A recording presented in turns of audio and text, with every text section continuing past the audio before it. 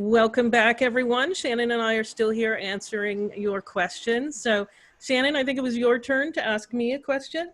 Absolutely. And this question came in from Susan on our Facebook page, and she broke it up into two questions, though I think that they're kind of related.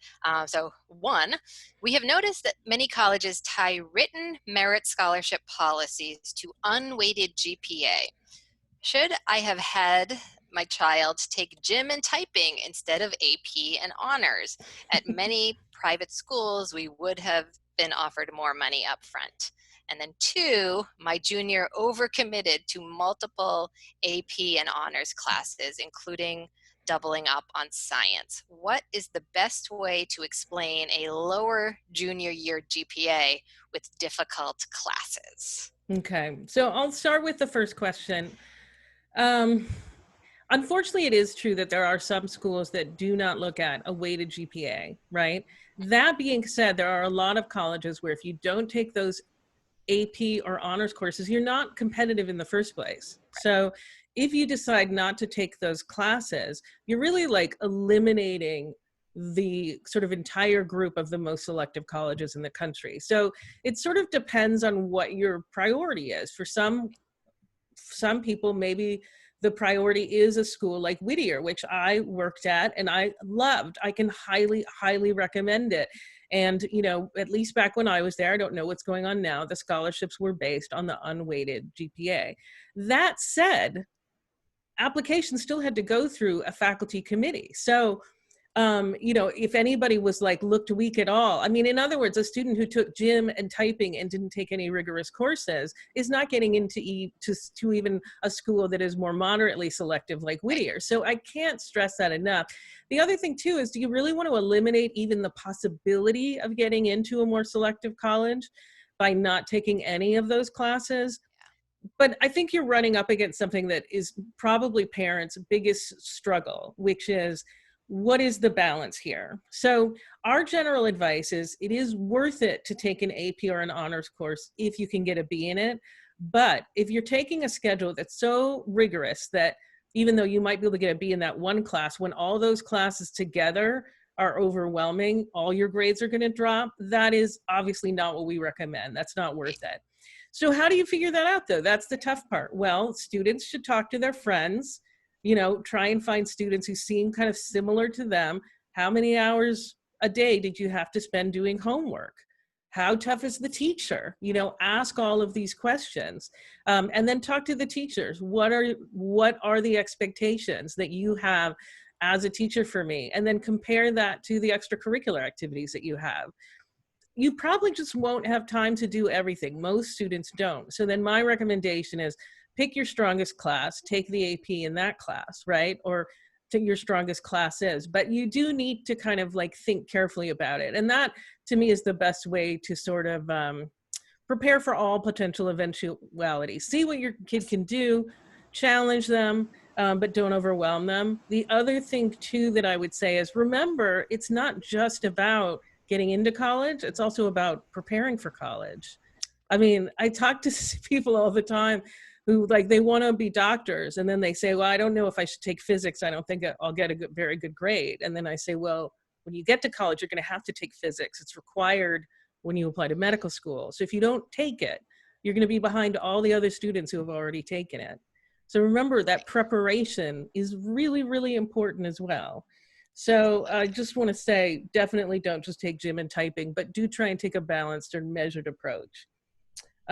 So I think, and then with the second part of the question, it does sound like he did overcommit, probably didn't do as well. And yeah, doubling up on science is very stressful. That's the kind of thing, by the way, that students really don't have to do. I mean, some students do it, they want to double up on science. And if you're trying to get into the most selective colleges, that can certainly be a positive, but it's not a necessary. So I just want to stress that if you're at all worried, do not double up. Take all of the 5 core subjects, including foreign language or world language, but you don't need to double up if you're concerned about how rigorous the course load is. And then what is the best way to explain a lower junior year GPA with difficult classes? honestly, it's going to be pretty obvious to the colleges. I mean, what you've just described to me is something that we see all the time.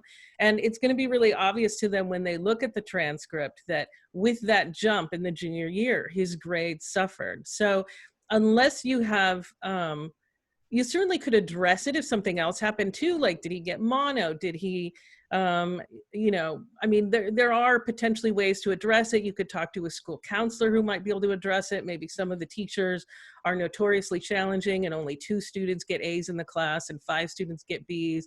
You know, those kinds of things can be addressed. But if it's just, you know, the curriculum ended up being too challenging for him and he overcommitted, that's something that the colleges are going to be able to understand just by a careful evaluation of the transcript. And Right. that's really how that works. So Yeah. I'm sorry, I'm probably not the answer that you wanted from me, but so Sometimes we have to deliver the bad news too. exactly, You know? exactly. This is one of these moments when I feel like a dream killer. So all right. So on to the next question from Yes. Grace. Okay. We got 5 financial aid award letters from 5 different colleges.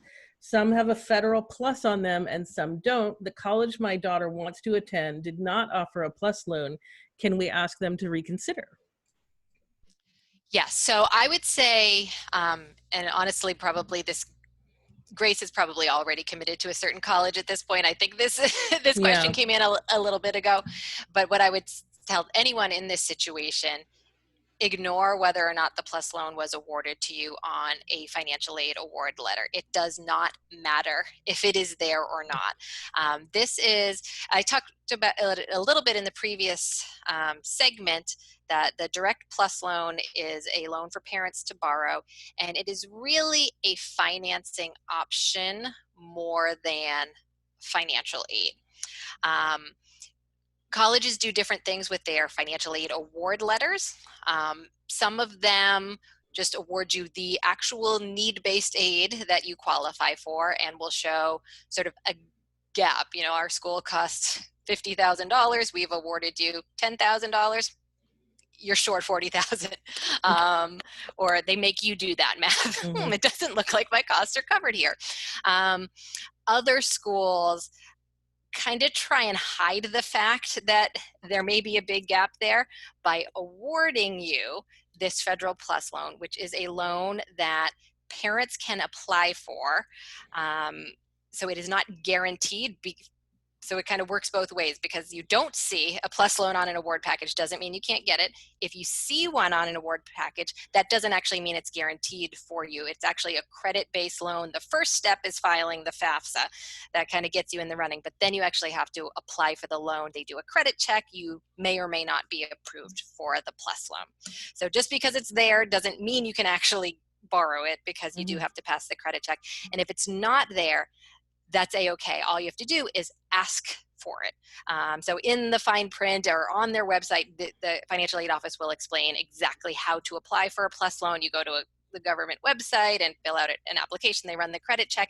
So that you can do that at any college. The only limitations on the plus loan, you do have to be a U.S. citizen or permanent resident. You can't have defaulted on other types of student aid, and you have to be able to pass the credit check. But whether or not it's on the award letter makes no difference. So if the school, Grace, that your child wants to attend did not award you a plus loan, that's fine. Just ask the financial aid office or check out their website. How do I apply for a plus loan? You can still get it as long as you can pass the credit check. Mm-hmm. Okay. And the next question for you, Sally, is from Todd. And Todd asks, do colleges that practice need-blind admissions generally practice that in regards to transfer students? Same question in regards to colleges that pledge to meet 100% of demonstrated need. Do they generally practice that with transfer students as well? So based on the examples that I have, the answer is yes. For if it's need blind, it's need blind for both. In terms of colleges that pledge to meet 100% of demonstrated need, do they generally practice that with transfer students? That seems a little trickier. I mean, transfer students, in all honesty, at the schools that I worked at were kind of at the bottom of the barrel. It was just whatever money was left over. Like at Reed, Right. we had a scholarship and that partially funded. And so the student who got that scholarship was always funded. And then like we would just run out of money really, really quickly with the transfers. Yeah. At Whittier, transfers were dealt with. They had lower rates of need being met. And then at University of Chicago, it was the same because University of Chicago has money. I mean, Yeah. the financial aid Yes. department there might not feel like it, but I mean, again, compared to the institutions I'd worked at, I was like, woohoo, you guys are fine. Apply for aid, like go for it. See what's going to happen. So it depends. And I honestly would recommend that you directly ask the question Yes. of the admission office to start out with. Why not? Like they should know the policies of their schools, and ethically they should be explaining them to you, which is something I certainly would have done whenever anybody asked me. So what do you Absolutely. think, Shannon? Yeah, yeah, I would agree with that, and it's just so much depends on individual schools, and I think you're right that kind of transfers tend to be kind of filling in that gaps in what the college needs, and sometimes what they need is people who are paying more money.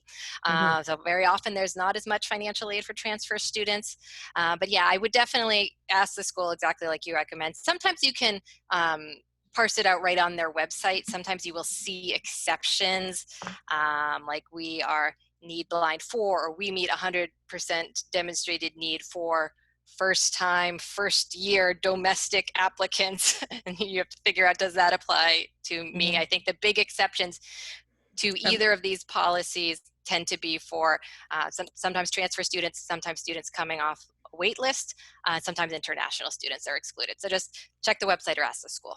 Okay. Yeah. Sorry to wave at Yep. you, but we're running out of time. So, all right. Thank you so much, Shannon. You're welcome. And thanks again to Cassie Hemstrom of UC Davis.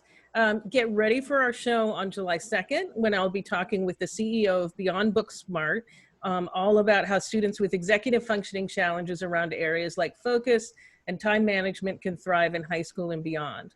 My other guests and I will also be discussing how to find scholarships based on major and how to create a summer schedule for rising seniors.